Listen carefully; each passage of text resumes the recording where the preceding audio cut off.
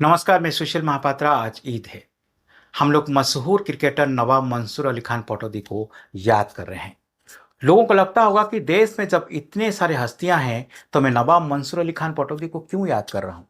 इसीलिए याद कर रहा हूं क्योंकि भारत में इस महान खिलाड़ी का जोर शोर से चर्चा है। इंग्लैंड के मैदान पर पटौदी ट्रॉफी अब से नहीं खेला जाएगा। पिछले 18 सालों से इंग्लैंड के मैदान पर भारत और इंग्लैंड के बीच जो भी टेस्ट सीरीज खेला जा रहा था उसका नाम पटौदी ट्रॉफी रखा जाता था, लेकिन आगे से नहीं रखा जाएगा।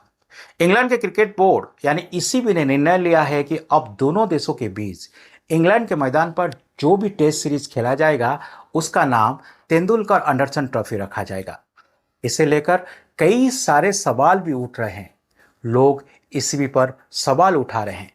पूर्व खिलाड़ी और भारतीय टीम के कप्तान रह चुके सुनील गावस्कर ने ईसीबी का आलोचना की है। गावस्कर ने कहा कि ये परेशान करने वाली बात है।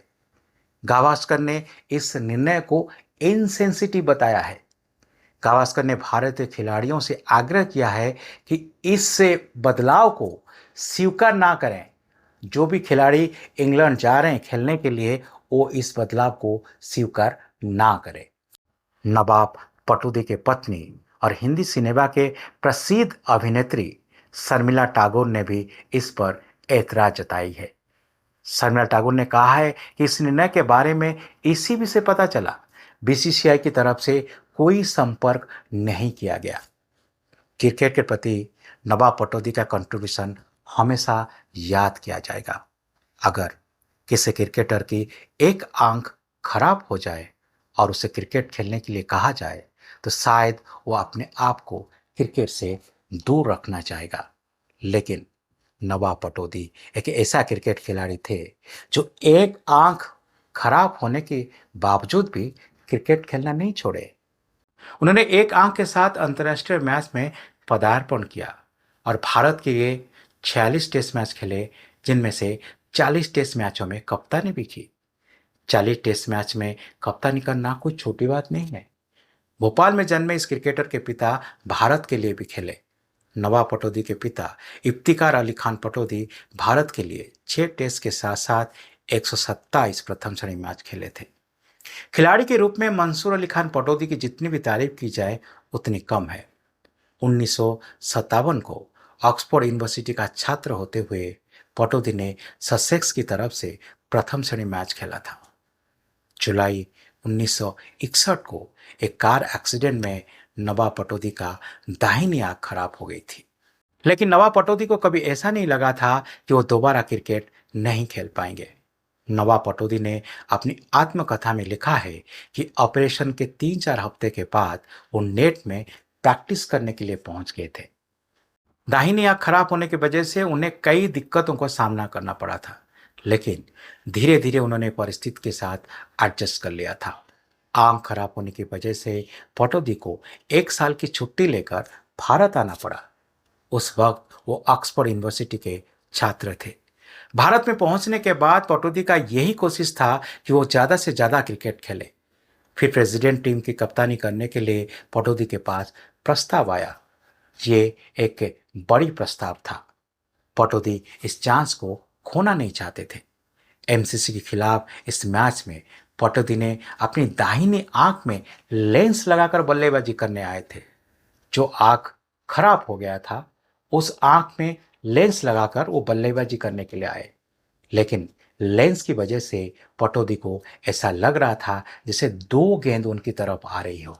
फिर भी पटौदी ने संभल कर खेलते हुए चायकाल तक 35 रन बना लिए थे। और चायकाल के बाद जब वो बल्लेबाजी करने आए तो उन्होंने लेंस निकाल दिए और दाहिनी आंख बंद कर बल्लेबाजी की। उस मैच में पटौदी ने अपनी टीम के लिए सबसे ज्यादा 70 रन बनाए थे। दुर्घटना के बाद यह पटौदी का पहला महत्वपूर्ण मैच था। फिर पटौदी धीरे धीरे अच्छा खेलने लगे। प्रथम श्रेणी मैचों में उनके प्रदर्शन को देखते हुए दिसंबर 1961 में इंग्लैंड के खिलाफ कानपुर में खेले जाने वाले दूसरे टेस्ट मैच के लिए पटौदी का चयन हुआ। चोट की वजह से नवाब पटौदी इस मैच खेल नहीं पाए थे, लेकिन 13 दिसंबर 1961 को दिल्ली में इंग्लैंड के खिलाफ खेले गए तीसरे टेस्ट मैच में पटौदी को खेलने का मौका मिला। अपने इस पहले टेस्ट मैच में पटौदी ने सिर्फ 13 रन बना पाए थे। 30 दिसंबर को इंग्लैंड के खिलाफ खेले गए चौथे टेस्ट मैच में बल्लेबाजी करते हुए नवाब पटौदी ने पहली पारी में 64 और दूसरी पारी में 32 रन बनाए थे। भारत इस मैच को 187 रन से जीत लिया था। इंग्लैंड के खिलाफ मैच जीतना बहुत बड़ी बात थी। दोनों टीम के बीच सीरीज का आखिरी टेस्ट मैच माद्रास में खेला गया था। 5 मैच की सीरीज में भारत 1-0 से आगे था और इंग्लैंड के खिलाफ भारत के पास अपनी पहली टेस्ट सीरीज जीतने का बहुत बड़ा मौका था। इंग्लैंड के खिलाफ इस मैच में पटौदी ने शानदार बल्लेबाजी करते हुए पहली पारी में शतक ठोका था।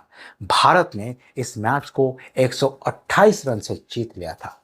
इसी तरह 30 साल के बाद इंग्लैंड के खिलाफ भारत ने पहला टेस्ट सीरीज जीतने का गौरव हासिल किया था। 1962 में नरी कंट्राक्टर की कप्तानी में 5 टेस्ट मैच खेलने के लिए भारत ने वेस्ट इंडीज का दौरा किया और पटौदी का टीम में चयन हुआ। दूसरे टेस्ट मैच में नरी कंट्राक्टर घायल हो गए और आखिरी मैच के लिए पटौदी कप्तान बने।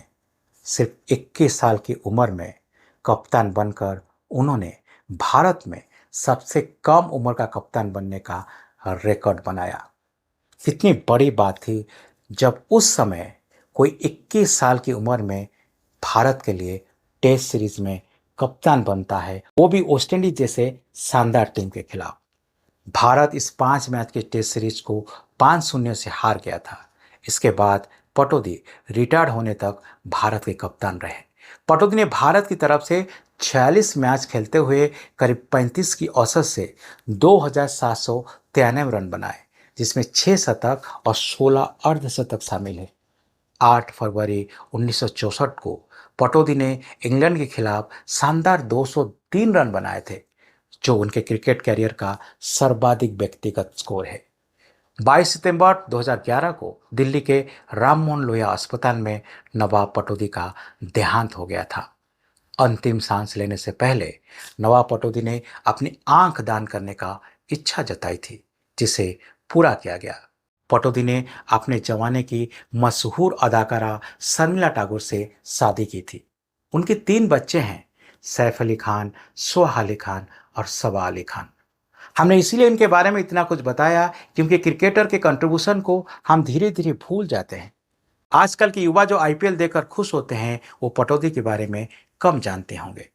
पटौदी का नाम इस तरह हटाना दुखद है, लेकिन सवाल यह है, क्या बीसीसीआई या आईसीसी ईसीबी को ये करने से रोक सकता है?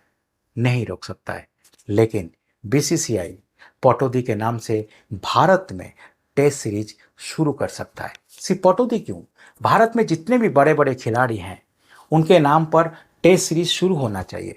उनके नाम पर मैदान बनना चाहिए, उनके नाम पर स्टेडियम बनना चाहिए, उनके नाम पर स्टैंड बनना चाहिए।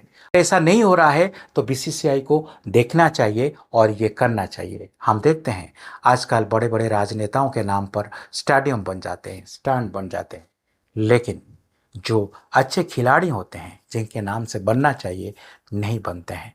तो ये एक दुखद बात है। आज के लिए इतना ही। नमस्कार।